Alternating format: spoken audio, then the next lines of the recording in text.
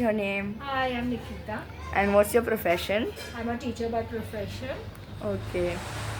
What modes of transportation do you typically use? I usually use the bus or the taxi. Okay, so like what determines your choice for certain modes of transportation? So the cost it takes, then the efficiency, and the time taken. So it depends upon whether I'm in a hurry or not in a hurry. So accordingly, I decide my mode of transport. So are you satisfied with the local infrastructure for different modes of transportation?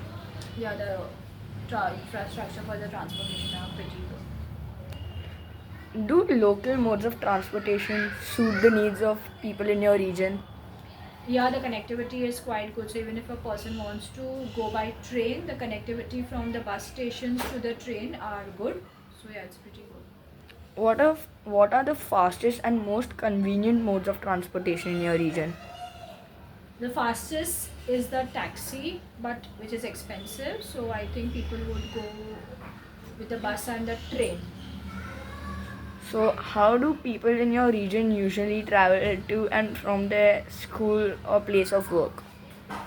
So people to school travel by the school bus usually, or carpools. And what else? And And work people usually take Ubers or their private cars, and a few, of course, travel by train. are the costs of different modes of transportation in your region reasonable? What are some of the cheapest models of transportation and what are the most expensive ones? So the taxi is expensive, while the bus and the trains are cheaper modes of transport and more economical. So, are their prices like quite reasonable to you or not really? Yeah, the taxis and the taxi is not reasonable, of course.